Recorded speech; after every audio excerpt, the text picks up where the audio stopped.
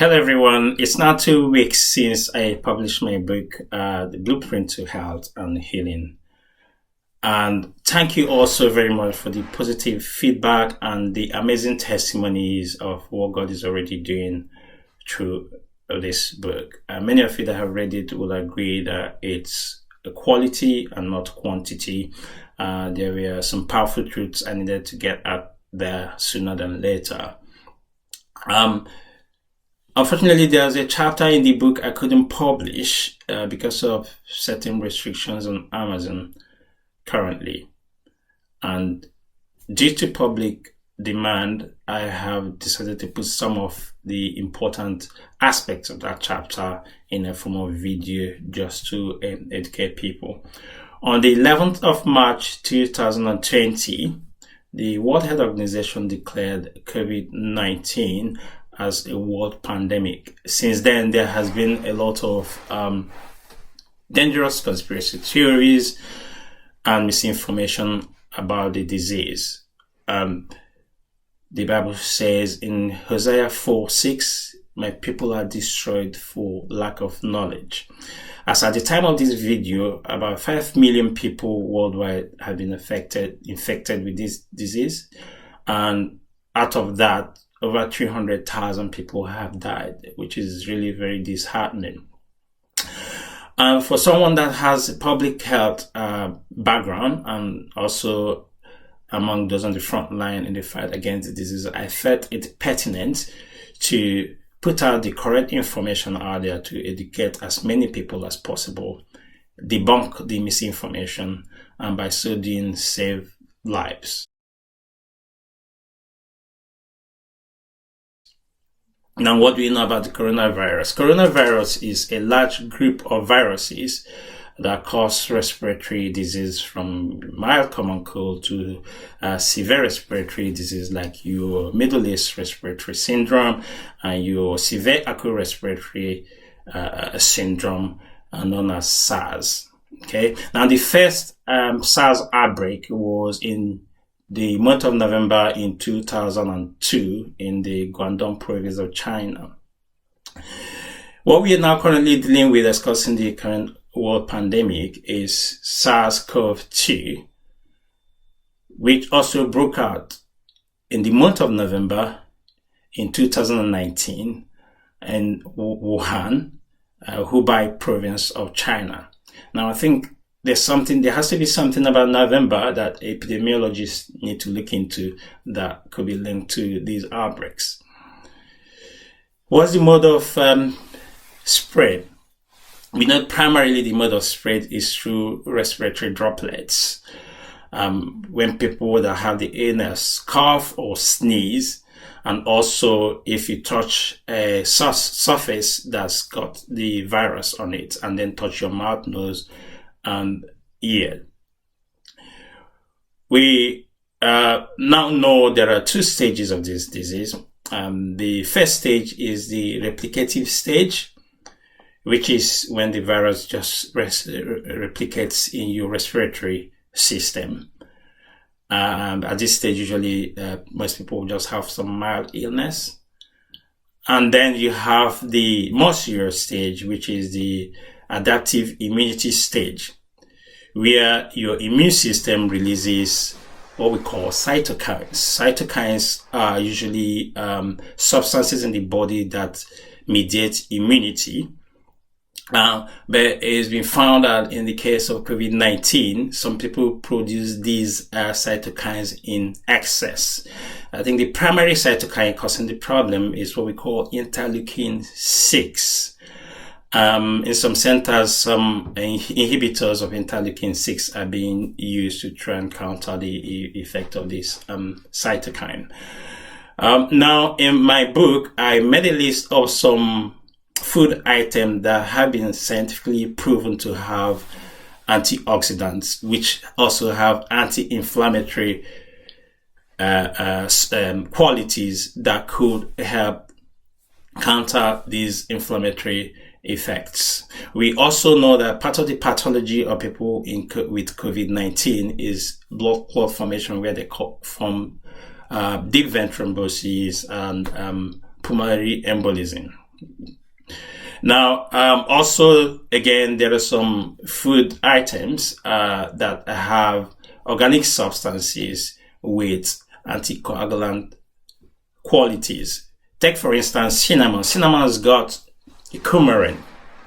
Coumarin, organic substances with anticoagulant properties. That's the substance you actually have in warfarin. I'm sure many of you are conversant with warfarin, which is widely used to thin the blood. Now, can I just stress that these foods items are not cure for the virus. They are just there to help your immune system fight the inflammatory effects of the cytokines and also in terms of the blood clots. And so if you feel unwell or you struggle with your breathing, please make sure you call an ambulance immediately to be properly assessed and treated.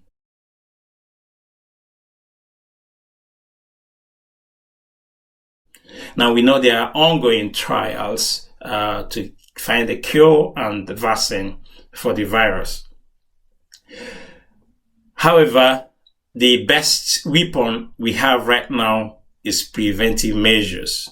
And the most important of all those preventive measures is washing your hand with soap. Why is it important to wash your hand with soap? The virus is encapsulated in a coat of spiky proteins and fats. What soap does is that soap breaks down the fats and then disintegrates the virus. You need to wash your hand with soap for at least 20 seconds to have that desired effect. Alcohol hand sanitizers also have the same effect, but the downside of that is if your hand is greasy, or if you don't, the sanitizer doesn't have up to 60% alcohol concentration, you will not have that desired effect. So hand washing with soap still remains the best option. Again, you would have heard sometimes like self-isolation, quarantine, social distancing, wearing your face mask, making sure if you're a healthcare worker, you wear the adequate PPE, personal protective equipment. These are all preventive measures.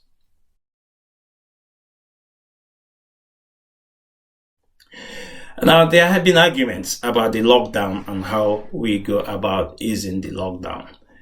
Now, the argument that long term is going to have negative effect on our health and the economy is valid. Having said that, the rate at which the virus spreads is so rapid that if we don't ease the lockdown well planned with well thought through exit strategies, we're going to lose all the gains of the lockdown. And so from public health perspective, I think it's really very important that the respective governments put in widespread testing and contact tracing in place before these lockdowns are eased. Particularly for schools. Before children are sent back to schools, the school staff should be tested to ensure there is no focus of infection in our schools. Now we know that children have milder version of the illness, just for the same reason they have mild version of chickenpox, primarily because their immune system is not as developed as an adult, where they can mount the aggressive immune response cytokine storm that causes the major problem in COVID-19. Having said that, we also know that children can carry the virus. So they can bring it home to their parents, their grandparents, or other adults. And so it's really very important that the adequate steps are taken and proper structure put in place before the children are sent back to school. There are other things we can do, the government can do. Right now we're seeing other illnesses like cancer, heart attacks, heart failures, strokes being neglected, as in some people are not feeling comfortable to come to the hospital because they think when they get to hospital they're going to contract COVID-19. Now, another way to deal with that is for government to look at having COVID cohort hospitals where you only treat COVID-19 patients and then free the other hospitals to attend to these other problems. Otherwise, with time, we're going to start seeing spikes in the mortality rates of these other illnesses if not addressed.